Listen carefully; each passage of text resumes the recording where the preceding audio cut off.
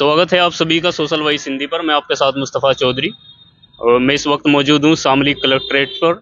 यहाँ आज किसान मजदूर भारतीय संगठन का एक इजलास था। एक ज्ञापन एसडीएम महोदय साहब को दिया है। मेरे साथ मौजूद हैं भारतीय किसान मजदूर भारतीय संगठन के राष्ट्रीय अध्यक्ष कुलदीप पंवार जी और जिला अध्यक्ष दीपक शर्मा जी।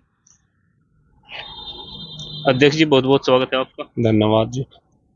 किस चीज के लिए ज्ञापन दिया, कितनी सूत्री आपकी मांग थी, क्या क्या मांग थी, थोड़ी ये बताइए।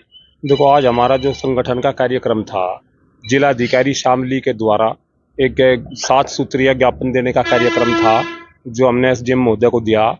और हमारे किसान मजदूर भारतीय संगठन के बहुत कार्यकर्ता पदाधिकारी सब लोग यहाँ उपस्थित रहे। तो हमारा मांग थी कि पश्चिम उत्तर प्रदेश को अलग राज्य का दर्जा दिया जा, क्योंकि पश्चिम उत्तर प्रदेश बहुत बड़ा प्रदेश है।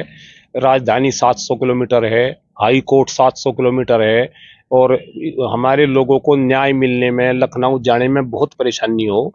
हमारी बराबर में हरियाणा, पंजाब, उत्तरांचल, हिमाचल बहुत छोटे छोटे स्टेट हैं। उनकी तरक्की को देखते हुए हमारी मुख्य मांग थी आज के पश्चिम उत्तर प्रदेश को अलग राज्य का दर्जा दिया जा। किसान की जो स्थिति है, किसान का यहाँ गन्ना भुगतान कराया जा। अभी 1 तारीख से 1 नवंबर से सीजन शुरू हो रहा, किसानों का भाव घोषित कराया जा। किसान को अगर उनका भुगतान 14 दिन में दिलवाया जा। जो पिछली जो सरकार आई थी बीजेपी, इन्होंने अपने मैनिफेस्टो में कहा था कि किसान को ट्यूबवेल की बिजली फ्री देंगे, उसे फ्री कराया जा। मजदूर को, छोटे व्यापारियों को 200 यूनिट बिजली फ्री दी जा। और हमारे यहाँ अभी बारिश से यमुना के खद्दर में बहुत फसलों का नुकसान हो गया था, उनके सर्वे करवा कर रखवा लिए, उन्हें कोई मुआवजा दिया गया। इन सब मांगों को लेकर एक ज्ञापन दिया गया और इन्हें कहा गया कि या तो इन पर कार्रवाई हो और इस संगठन आगे चल के फिर इन पर आंदोलन और धरना पड़ता है। आपकी सबसे बड़ी और मुख्य मांग जो है अलग प्रदेश की है।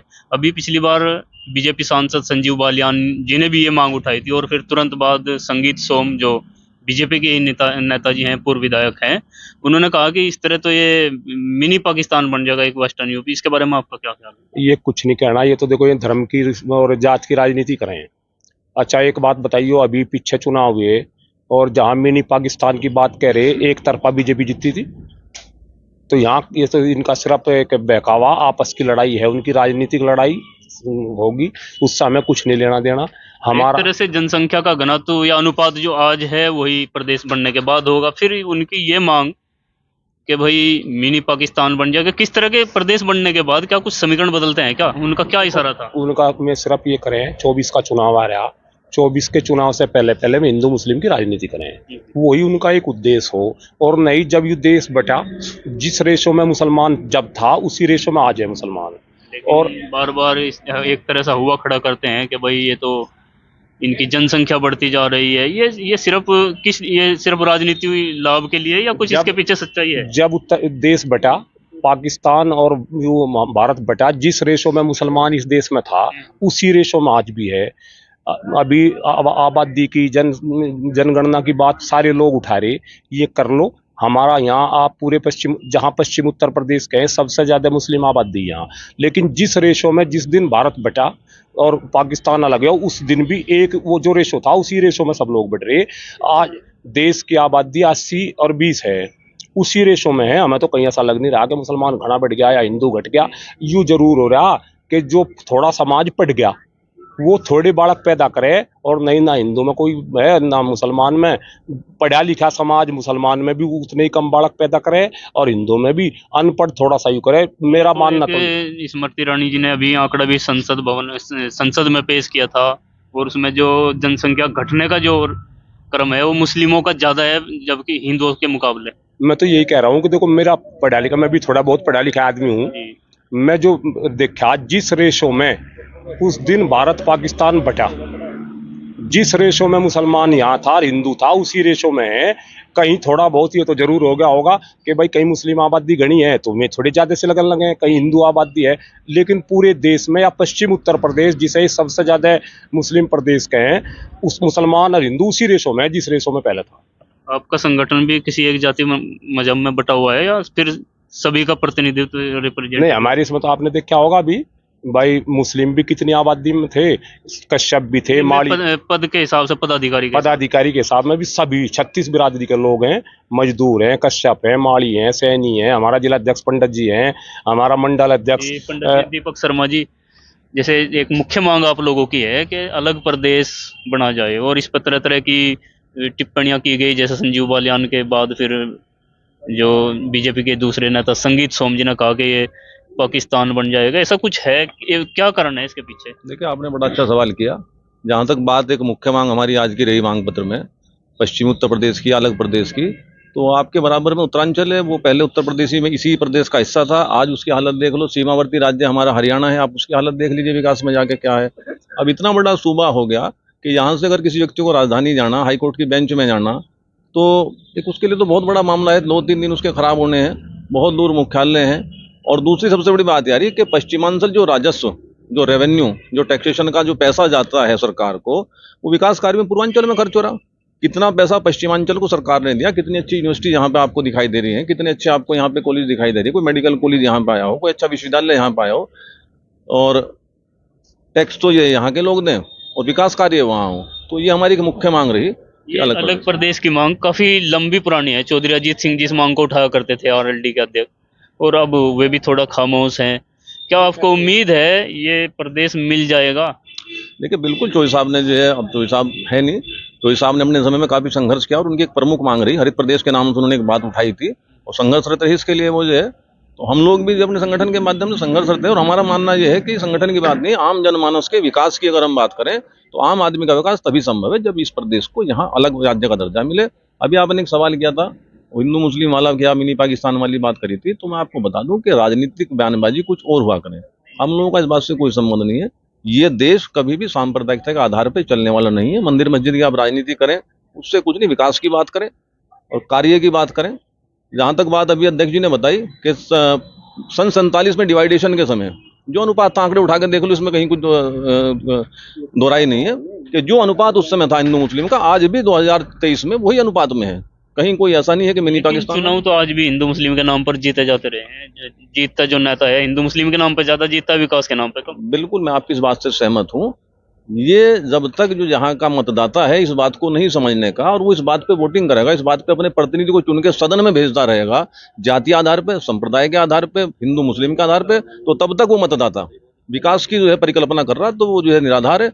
आपने जब अपने प्रतिनिधि को ही जातीय आधार पे चुन के भेजे, आप प्रतिनिधि चुनिए, अपना सांसद चुनिए, चुनाव सिर पे है, सांसद वो चुनिए, उसकी जाति बिरादरी से, मजहब से आपका क्या मतलब है। सांसद वो चुनिए जो सांसद विकास कार्य कराने में सक्षम हो, आपके क्षेत्र का विकास कराए। तो जब तक मतदाता इस बात को नहीं, वो कहीं से चुन के अपना आप नहीं आ रहे, हम ही लोग उनको चुनते हैं, तो हम लोगों को सोचना होगा कि अब थोड़ा सा हटके जो है मतदाता को भी सोचना होगा कि इन सब मामलों से हटके विकास के नाम पे वोट करें। ये आप एक संगठन के पदाधिकारी हैं, किसान मजदूर भारतीय संगठन के, और बतौर किसान मजदूर के हक में वर्तमान सरकार को आप कैसे देखते हैं, कितने नंबर देते हैं? देखिए जी, किसान की जहां तक हम बात करें, सरकार की हम बिल्कुल एक सिरे से आलोचना नहीं करते। सरकार ने कुछ कार्य किए जो सबके सामने है प्रत्यक्ष में, लेकिन किसान की बात करें, हम लोग और आप लोग जहां भाई साहब बैठे हैं, गन्ना बेल्ट है पूरे पश्चिम में, वर्तमान पेराई सत्र 1 नवंबर से शुरू होने वाला है। इससे बड़ी त्रासदी और विकट समस्या क्या होगी, किसान को पता ही नहीं क्या भाव में गन्ना जाना है। गत वर्ष भी स्थिति यही रही, आपने 5 साल में 25 रुपए की बढ़ोतरी करी, अगर उसे 1 साल के हिसाब से डिवाइड करो तो 5 रुपए प्रति क्विंटल आपने कुल किसानों को दिया, जबकि डीएपी, पेस्टिसाइड, लेबर कितनी बढ़ी वो सबके सामने है। और ये तो एक अलग बात, वर्तमान पेराई सत्र की तो बात छोड़ दो, जो विगत पेराई सत्र जा चुका, हमारे कुछ भाई बैठे वहां पे, आज वो 2 महीने से ऊपर हो गए उनको बैठे हुए, पिछले भुगतान का शामली मिल में धरने पर जो मिल में बैठे हैं, वो पिछले सत्र का भी 75% बकाया मौजूद है। बिल्कुल बकाया है, आपके सामने सब आंकड़े हैं, तो हर सिर पे हैं। बच्चों की फीस नहीं जा रही, बिजली के बिल वाले। अच्छा, एक दूसरी बात हमारी समझ में और नहीं आ रही कि सरकार ने अपने घोषणा पत्र में बिल्कुल स्पष्ट है, आप मैनिफेस्टो उठवा ले, मंगवा ले, हम आपको उपलब्ध करा देंगे, कि बिजली फ्री की बात आई थी। अब वो बिजली फ्री कहाँ है हमें तो पता लग रहा। ये मेरे पास मैसेज पड़ा कल ही आया कि आपका जो संयोजन काट दिया जाएगा 12,632 रुपए का। खेत की बिजली की बात खेत की बिजली की बात कर रहा, मेरे पास मैसेज है। तो फिर ये इस तरह की घोषणाएं सरकार ऐसे ही कर देती है? ये सब चुनावी फंडे हैं। उस समय घोषणाएं तो हुई थी, माननीय प्रधानमंत्री जी ने भी गन्ने का भाव 450 प्रति क्विंटल कहा था, अब नहीं कहा था, इससे पहले टर्म्स में कहा था। हालत क्या है पंजाब में सरकार है किसानों के लिए बिजली फ्री है, नलकूप क्या आप जाकर। अच्छा, आपने गन्ने की बात की है, गन्ना बेल्ट है जहाँ हम बैठे हुए हैं, वेस्टर्न यूपी गन्ना बेल्ट है एक तरह से। तो गन्ना किसानों के प्रति सबसे बढ़िया सरकार रेट बढ़ाने में या परमिट दिलाने में कौन सी सरकार रही सबसे पहले? देखो, जो रेट की जहाँ तक हम बात करें, अगर गन्ना मूल्य की बात करें और सरकारों का आपस में जो है तुलनात्मक अध्ययन करें, तो मायावती की सरकार रही। हम किसी के पार्टी के समर्थक या विरोधी नहीं है, लेकिन आंकड़े इस बात के गवाह हैं कि 140 रुपए प्रति कुंटल गन्ने का भाव था जब मायावती सत्ता में आई थी। उन्होंने मुख्यमंत्री पद की शपथ ग्रहण करी थी, और जब वो सत्ता से गई 240 रुपए प्रति कुंटल पे छोड़ के गई थी। 5 साल के अंदर 100 रुपए की बढ़ोतरी हुई, हर साल 20 रुपए की बढ़ोतरी, और एक सत्र तो ऐसा रहा कि 40 रुपए एकदम से बढ़े थे। सरकार के अलावा चौधरी साहब, हम फिर हरित ये जो प्रदेश की आपने मांग की, मेरे फिर याद आई बात। चौधरी अजीत सिंह जी जो है, एक बार तो काफी मुखर होकर आवाज उठा रहे थे, और फिर जैसे संगीत सोम जी ने अब कहा, ऐसे भी उस समय कुछ लोगों ने कहा था कि अगर अलग प्रदेश बना हरित प्रदेश तो ये एक तरह से मिनी पाकिस्तान बन जाएगा। क्या अब आरएलडी खामोश है हरित प्रदेश के मामले पे? क्या उनको भी ये कुछ बात समझ में आई जो संगीत सोम समझाना चाहते हैं? नहीं, देखो आरएलडी, देखो जी, ऐसा हो, राजनीतिक पार्टी के एजेंडे बदल जाएं समय समय पे, क्योंकि उत्तर प्रदेश में समाजवादी पार्टी भी ये नहीं चाहती कि प्रदेश बटे। मुलायम सिंह जी भी उसके विरोधी रहे, वो रहे, तो अब लोकदल उनका सहयोगी है। तो देखो, इनके समय समय मायावती जी ने तो एक बार प्रस्ताव भेज दिया था केंद्र को, मायावती ने मजाक करा था। 2007 से 12 के बीच जब हाँ, मुख्यमंत्री मायावती ने भी उस समय मजाक करा था, क्योंकि जब आप चुनाव का समय हो, ये सब चीजें उससे पहले नहीं होती। लेकिन हमारा मानना ये है कि हम प्रदेश बंटवारे की मांग करेंगे, और हमारा ये नहीं कि भाई ये दिल्ली के साथ मिला के बना दो। हम यूँ कहें, दिल्ली हमारा बहुत पास है, दिल्ली के 200 किलोमीटर के एरिया में बना दो।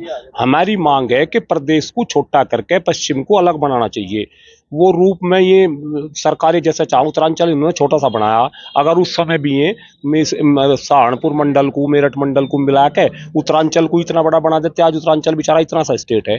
तो वो प्रारूप तो जब ये बात करेंगे, जिस एजेंडे पे बैठ के बात करेंगे, जब बात करी जाएगी। लेकिन हमारी मांग है मुख्य कि पश्चिम उत्तर प्रदेश को अलग करा जा, वो दिल्ली में मिला के करा जा या अलग से करा जा। हमारी मांग ये है कि हमें छोटा प्रदेश चाहिए, क्योंकि जिससे हमारी राजधानी हमारे पास होगी, हमारा हाईकोर्ट हमारे पास होगा, हमें न्याय सुलभ मिलेगा। आज हमें ये हालत है कि जब हम यहाँ से इलाहाबाद जा 700 किलोमीटर उतर कर जैसे ट्रेन से उतरे हैं, वहाँ का रिक्शा वाला पहचान ले कि पश्चिम का आ गया।